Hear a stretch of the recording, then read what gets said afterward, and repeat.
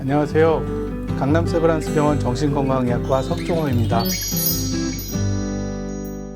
분노 조절 장애라고 하는 거는 화를 잘 참지 못하는 문제라고 하는데요. 충동 조절 장애라고 해서 도박과 같은 충동도 잘 조절하지도 못할 수도 있고, 아니면 분노, 아니면 뭐 자살 충동, 자해 충동, 여러 가지의 어떤 게임을 하고 싶은 충동, 술을 먹고 싶은 충동, 여러 가지 충동들이 있는데, 특히 폭력적인 성향, 그것을 잘 조절하지 못하는 분들을 분노 조절 장애라고 하죠. 그래서 화가 나면 뭐 꼭지가 돈다, 뭐 필름이 끊긴다, 내가 한참 싸우고 났는데 싸운 기억이 하나도 없다, 어떻게 때렸는지 상대방을 때린 게 기억이 하나도 안 난다, 이런 얘기를 하는 분들이 있습니다. 크게 봐서는 뇌에서 감정을 조절하는 뇌 영역에 고장이 났다고 볼 수 있는데요.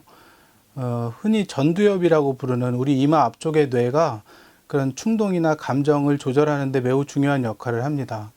그런데 이런 전두엽이 손상된 분이라든지, 아니면 일시적으로라도 전두엽의 기능이 좀 떨어져 있는 분들, 그리고 유전적으로 아주 체질적으로 충동 조절이 잘 안 되는 그런 유전자를 좀 갖고 태어난 분들도 있습니다. 이 그림에 좀 보이는 분처럼 전두엽을 어떤 사고로 다치거나 했을 때도 분노 조절이 잘 안 될 수 있는데, 이분은 굉장히 유명한 그런 저희 교과서에 나오는 사례입니다. 그래서 터널을 폭파하는 그런 쇠파이프가 그 공사 현장에서 사고로 인해서 이분의 눈과 그 뇌 쪽, 전두엽 쪽을 지나가는 그 사고를 당했는데, 목숨에는 지장이 없는데 전두엽이 손상되면서 감정 조절이 잘 안 되고 성격의 변화가 나타났던 그런 사례입니다. 그래서 이처럼 전두엽이 성격 문제에서 또 감정이나 충동을 조절하는 데 있어서 매우 중요하다는 사실을 이제 이런 뇌를 다친 분들이나 아니면 다른 다양한 형태의 경험을 통해서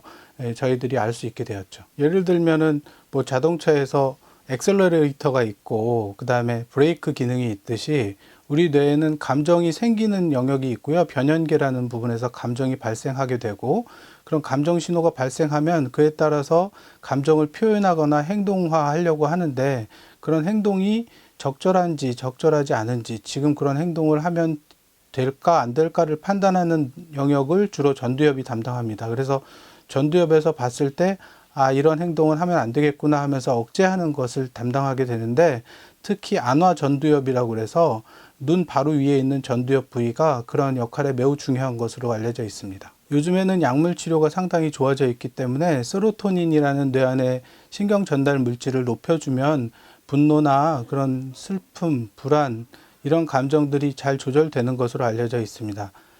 따라서 약물 치료를 하는 것이 매우 중요하고요.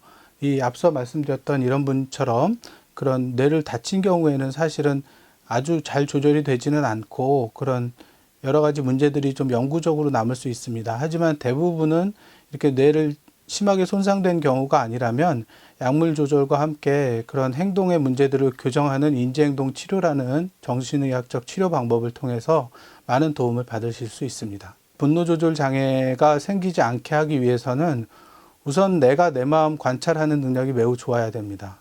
그래서 내가 지금 화가 나고 있는지, 아니면 화가 끝까지 치밀어 올랐는지, 아니면 화가 나기 시작하고 있는지, 어떤 분들은 화가 나면 귀가 빨개진다, 뭐 심장이 두근거린다, 이런 신호들을 알아차리는 분이 있는가 하면 전혀 못 알아차리고 분노가 끝까지 올라올 때까지 계속 참고 있다가 한순간에 폭발하는 경우가 있거든요. 그래서 분노가 지금 올라오고 있는 순간, 내가 지금 화가 나고 있구나 라는 걸 알아차리면, 그러면 훨씬 더 조절하기가 좋습니다. 그래서 평소에 분노가 일어날 때 어떻게 내가 몸에서 반응이 나오는가를 잘 관찰하실 필요가 있고, 만약에 너무 분노가 올라오고 있다 하면 순간 잠시 하던 일들을 멈추고 샤워를 하거나, 아니면 먼 산을 바라보면서 심호흡을 하거나, 아니면 뭐 팔굽혀펴기나 윗몸 일으키기 같은 몸을 힘들게 만드는 운동을 하면서 그런 감정을 좀 잊혀지게 하거나 아니면 떠나보내는 그런 노력을 해보면